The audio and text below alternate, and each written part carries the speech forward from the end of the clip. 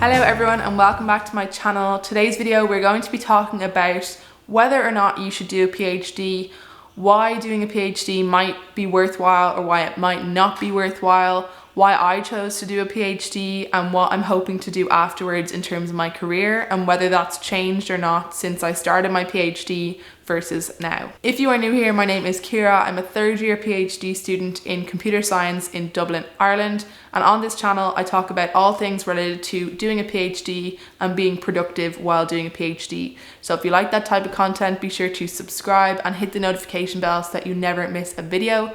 At the moment, I'm doing something called Vlogmas, which means one new video every day from the 1st of December up to the 25th of December. So if you want to catch up with all of the videos I've made so far, information will be down below. So obviously I'm, only maybe 2/3 of the way through my PhD so far. And so I still have a long way to go.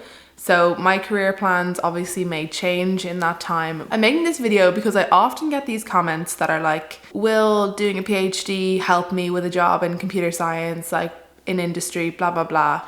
And to be honest, I get kind of annoyed by these comments because I don't know what job you want and it really depends. Just to explain, I do think a lot of what I'm going to talk about is going to be relevant to most people doing a STEM-based PhD and probably most people in other PhD programs, but to be honest, I don't know enough about other ones.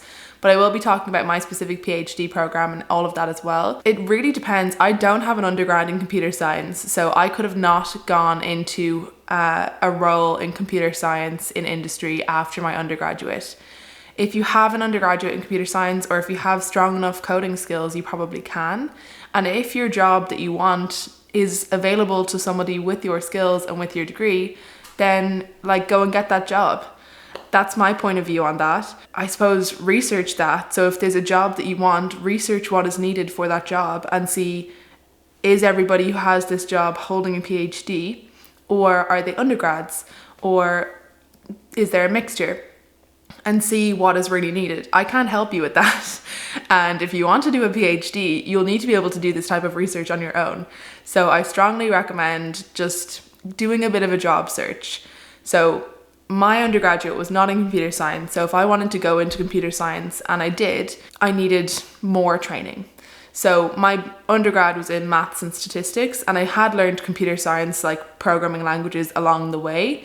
A lot of what I've learned programming wise has been sort of self-taught, but I have done some classes as part of my undergraduate as well. When I was at the point of finishing up my undergraduate, I really wasn't wanting to go into directly statistics or maths. The top jobs I think available in Ireland were like mathematics and statistics. Like some of the top jobs were both of those. So I was sort of like, there will be a lot of career options, and I'm sure there were, but I just didn't really want them. And with statistics, it could have been something like doing the statistical analysis for a research lab and things like that. The type of analysis that majority of PhD students will need to learn. So I had one particular skill set that you will learn in a PhD, which is around sort of analysing data, statistics, all of that. So that skill set I had. And I had just started developing, I suppose, my programming skills really. So I felt like because what I wanted to do was more in sort of data science and really more in the sort of machine learning AI field, which was what I really wanted. And I knew that some of what I had learned was applicable, but I knew I needed more training in computer science to go into that. So I decided to do a master's where I gained a lot more experience with different programming classes and different computer science classes to really learn what I needed, and particularly got involved with recommender systems.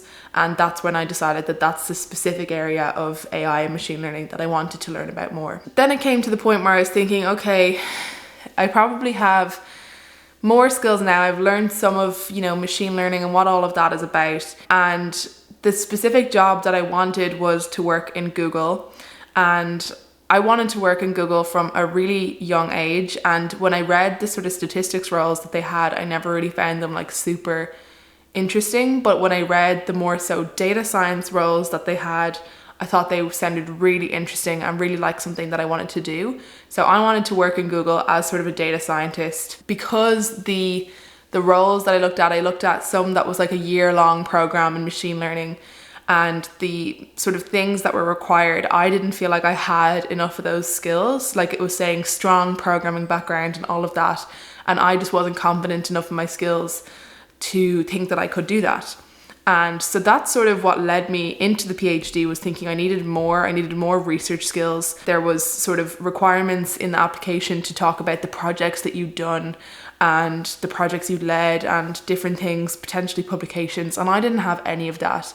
And I definitely felt very like I just didn't have what was needed to work there. And I don't know anyone that works in Google personally, but I've gotten a lot more confidence in my abilities since starting my PhD, and I think I probably could have applied and I could have done well. It's possible, but we'll never know. So my thought process going into the PhD was that when I finish my PhD, I will go and work in Google. That's what I wanted to do. The main data science roles, like the permanent roles, were all for PhD candidates, and that's really what I wanted to do. I really wanted to work in Google. Maybe I'd been propagandized by the internship movie, but it's something that I've just wanted for a really long time, like that sort of vibe. To be honest, that's not really where I'm at anymore. So I'll get into that later. But that's why I chose to do a PhD. So I wanted that type of role, and I felt that in order to get that type of role, I needed to do a PhD. I suppose what we'll get into, and sort of thinking about like the all of the reasons why or why not you should do a PhD, like there's a lot you can talk about, and obviously it depends on whether you're funded, because if you have to put a lot of your own money into a PhD, that's not great. And granted, even if you are funded, it's not a lot, so you'll probably still end up really not doing well with money by the time you're finished your PhD. It's most PhD students I know do live paycheck to paycheck. And especially when we're at this stage in our life, like 25, 26, whatever, more, you want to be at that stage when you're financially secure and being able to do things like buy a house. And most people won't be for a long time after the PhD. So that is definitely something to keep in mind. There's a lot of PhD students I know who have serious money troubles, and those are the ones that have funding. So if you're thinking about it that way, like there's plenty of people that will go into a career straight after undergraduate and will be doing a lot better than you, and that can be really hard. So a lot of people could be like, people I know who went into industry probably could be on like 70, 80 grand now, and possibly more, who knows. It's hard knowing that you're on like minimum wage, possibly less, at this stage when you have so much training and you have so much knowledge. If you're thinking about it in that way, like it's going to take you a long time before you reap the benefits of it. But for me, the best thing that you get from doing the PhD is the skill set. It's not really about like, oh, is this going to get me into my next job easier, or is this going to get me in at a higher salary? It's like you will learn skills in this PhD that you cannot put money on. You're given 4 years to learn these skills, and you just won't have the time to learn these, I think, in another career. When you go straight into like industry, as having done an undergraduate, during your moving up the ranks and stuff, you'll have to learn these skills possibly, but if you do, it's going to be really slow, and you won't be able to do anything like really cool or interesting until you have these skills. And with a PhD, you're given that time to really put the time into learning these skills. And that's why I really think it's so important to really take the time to learn these transferable skills during your PhD, because these are going to be the things that you will be able to take to a new job. What's more important is to make sure that you're tracking all of your progress towards these transferable skills. So if you guys want, I can do a video about my CV, what's on my CV so far, and what I hope to have on my CV by the end of the 4 years. So that you can see how I'm keeping track of all this transferable skills work and sort of my career development and all of that. Just let me know in the comments if you want to see something like that. No matter what area you're coming from, you will learn at least one new big skill. So majority of people will learn data analysis and statistics during their PhD, especially if you're in a sort of STEM field. Most people will learn that skill, and probably coding during that time. I already had that skill, so more so the skill I've learned has been more working with really big data sets, and more the actual base computer science knowledge is what I've been learning. But most people will be learning the sort of statistics and data sort of side of things. And that's such a valuable skill, because you can take that to any sort of research area afterwards. I already had that from my undergraduate, so I could have gone straight to most of those sort of roles that are in sort of statistics that you could do after doing a PhD having not had a degree in statistics. But other skills you'll learn, basically you'll learn the ability to really critically analyze work like literature, papers and all of that, and to really critically analyze things quickly and be able to analyze a lot of sources, and to really be able to take all of that information and bring it together in a way that tells you what might be needed and be able to present that work to other people. You'll be able to design and run experiments. You'll learn how to collaborate with other researchers, and you'll learn how to present your work in a way that is to either a specified audience of your sort of research area or a very general audience, so people who don't necessarily have that understanding. And you'll probably also learn some media skills, so putting together interesting presentations, posters, graphics, videos potentially. So there's just so many things that you can learn during your PhD that you don't really get the same amount of time to do in an industry role, in my opinion. And we'll now get into sort of what are the different career options that you have coming out of a PhD. So the first will be sort of staying in academia and trying to move up the ranks in academia. I'm just going to go ahead and say it now. That's right now what I would like to do, is to stay in academia and keep going. This may change, who knows? I might not be able to get into academia afterwards, who knows? But that's what I think right now I would like to do. So in order to stay in academics and, you know, move up to lecturer, professor, all of that, the next thing you need to do after a PhD is a postdoc. And that's sort of a 1 or 2 year contract where you're doing, I suppose, similar work to a PhD, but much quicker and much more your own work. You will still have a supervisor, but you'll work, I think, a lot more independently. And in Ireland, based on the salaries I've seen in my university, I think it's around 40,000 euro that you have. And so that's a big step up from the PhD stipend, which is 18.5, but then bearing in mind that there will be taxes as well. So you'll probably end up with around 33,000 maybe. That could be wrong, but that's what you're getting from me. It's not even double the PhD stipend when you consider taxes. What a lot of people say about that is, first of all, it can be very challenging to find postdoc positions. And I think this really depends on your field. It depends on the types of universities you're looking in. It just depends on what you're doing. I've known a few people that have graduated from their PhDs recently, and they did all end up in postdoc positions, anyone that wanted one basically. And obviously that was because they were very good researchers. At the same time, like, it wasn't this huge scary thing of like, where are they going to go? Like, they're all doing postdocs in the same lab as before. But I know in different fields there's much less demand for academics, and there'll be some fields that are highly saturated. And I think there's certain fields, like potentially I think biology and chemistry, it would be a lot harder to find a postdoc, whereas I think in computer science there's so much money going into it, and there's so much sort of room for development of new technology that I don't think it's going to be a problem. Who knows how things will go in a couple of years. I will obviously keep you all posted, but that is what I would like to do. So a lot of people say obviously that's a very unstable career path because you only get a 1 or 2 year contract, and in Ireland anyways, when you're applying for a mortgage, if you're not a permanent member of staff, it can be a really difficult thing.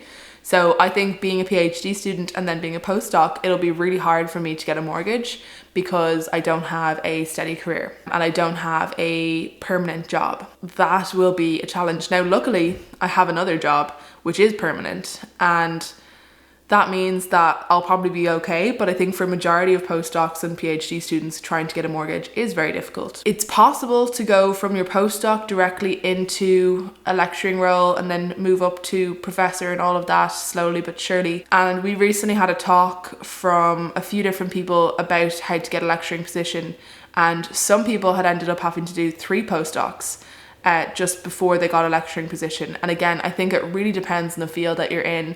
It really depends on the demand.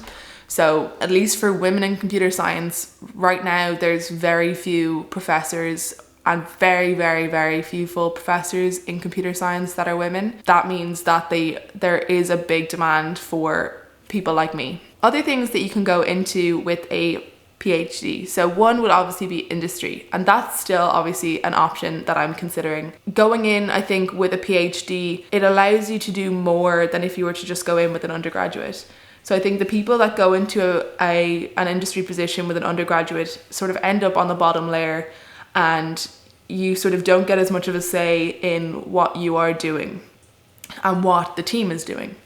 Whereas from what I've seen, the people with PhDs are the people who have more of a say in the project, what's being done, the decisions and all of that. So it really depends. Like, a lot of people will go in from an undergraduate level and move up and be fine.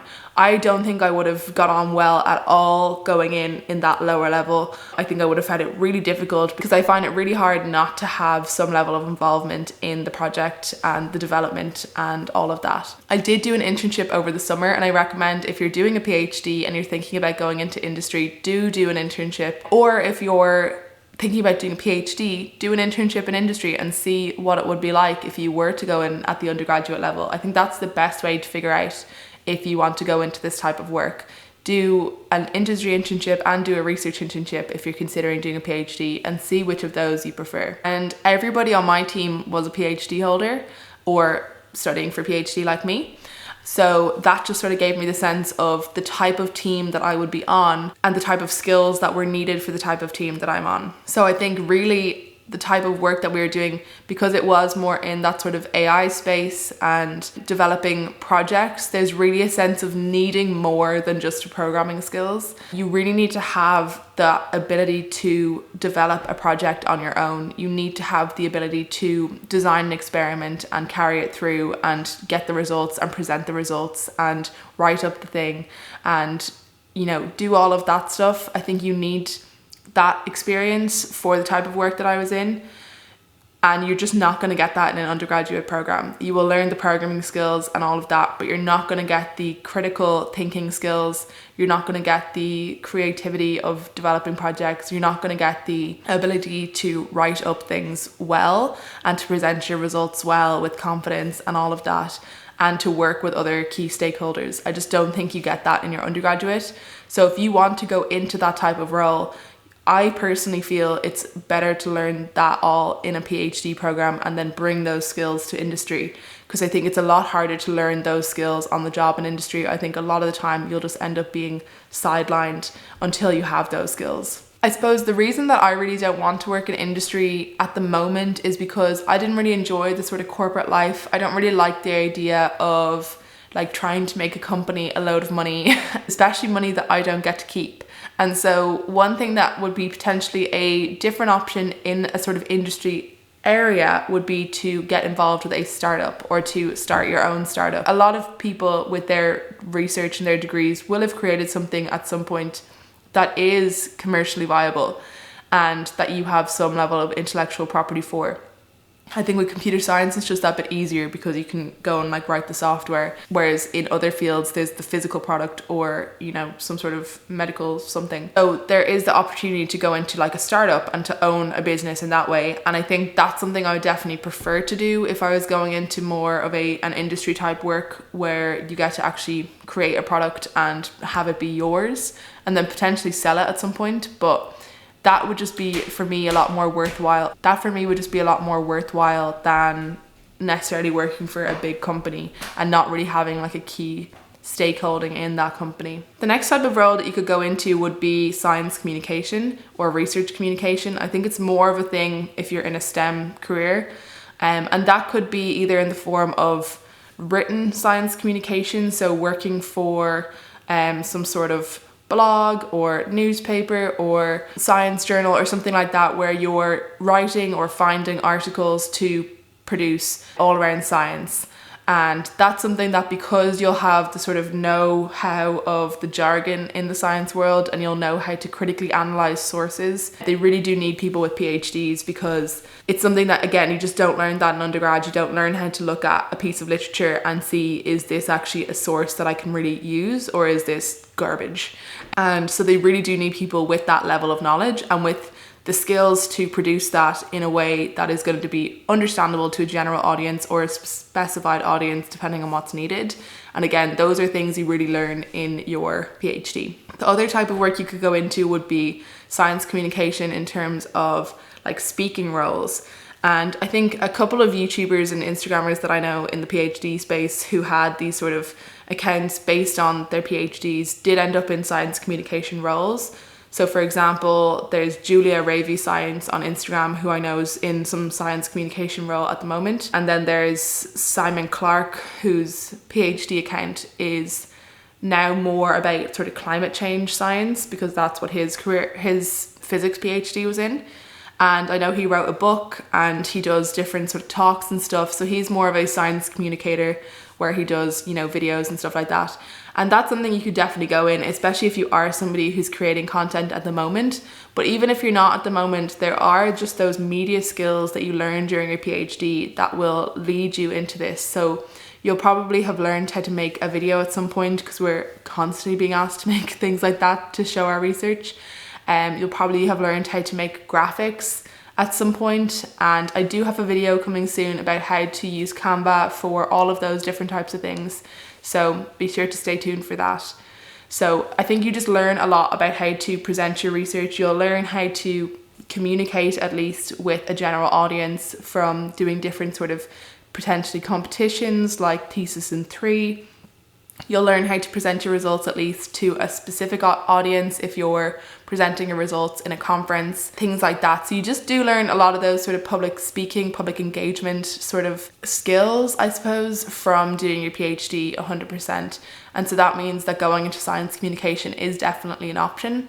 There's also things like you could be some sort of television person for science, especially in the sort of like younger children's age TV, and you'll see, I think in Ireland anyways, there's something called RTE Juniors, and they'll often be like scientists with PhDs on that, sort of trying to create like science shows for kids and stuff like that. So that's something you could definitely go into. So yeah, a lot of opportunities in that space. I don't think that, like, for me, I don't think trying to pursue YouTube and trying to do this full time is necessarily something I would do. Especially not like on this account, because what would I talk about then? Do you know what I mean? Like, if I stopped doing academics or work, like, what would I make videos about? So I think that's something that a few accounts have struggled with. The last sort of thing that you could get involved with would be going into sort of some sort of consultant role, because you will be an expert in your field.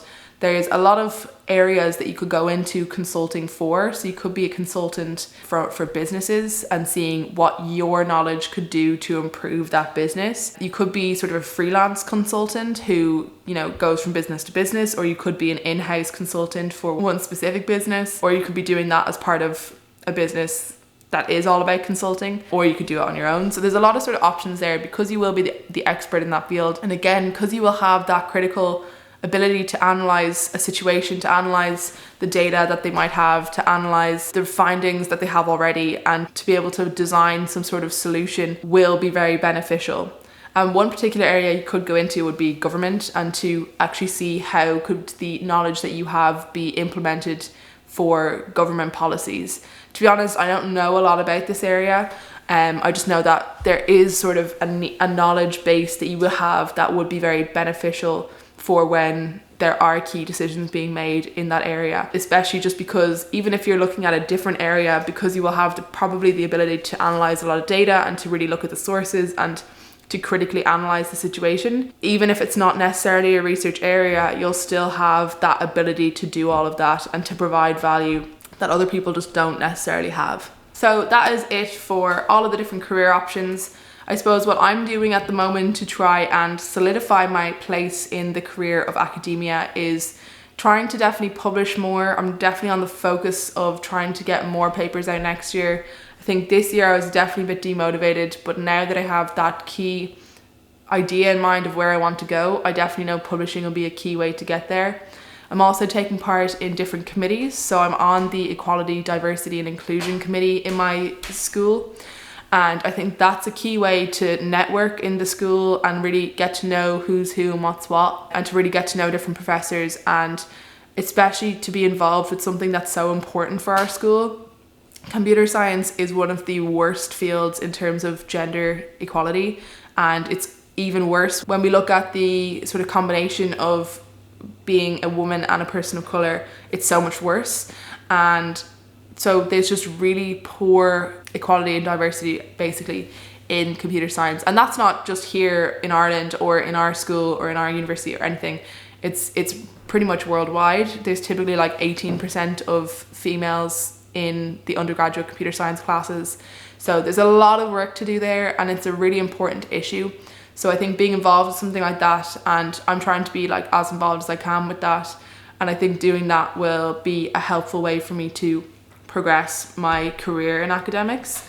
The other thing actually, funnily enough, is having all of this social media stuff going on. So I was asking my supervisors, and that's one thing that I would recommend if you are thinking about staying in academics and you have sort of a good relationship with your supervisors, ask them their sort of advice for what you could do. And for sure, doing a good job with your PhD will be a big one. But in terms of sort of the extra stuff, I think I was saying, I don't know, does, having the YouTube channel, I don't know, is that a help or a hindrance? So is it worthwhile to have the YouTube channel? Like, would that be something that the school might look against, as a reason that they would not potentially want me to work there, and that kind of thing?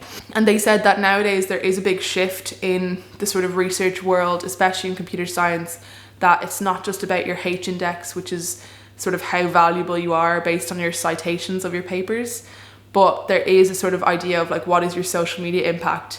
And especially Twitter for academics is huge. So they'd say like, what's your twimpact factor, which makes you want to die, but that's like your Twitter impact factor. So I'm not super into Twitter, but I think having the YouTube channel, like they were saying, having that audience like is definitely a pull factor, because I have learned at least how to present some work to an audience. I don't know what the real pull factor of it all is. And then now I have my Instagram account as well, which I think will end up somehow overtaking this in like a year, just because of the viral nature of reels. It's almost a bit upsetting because I put so much time and effort into these videos, and then I can put like 2 seconds into a reel and it gets like 100,000 views, and I'm like, what the hell? Anyways, that is beside the point. That's what I'm doing at the moment to try and further my career in academics. I would love to hear down below if you are considering a PhD. Did this pull you or push you? And if you are doing a PhD, what is your current career plan? Thanks so much for watching. Thanks to all of my wonderful members, and I'll see you all in the next video.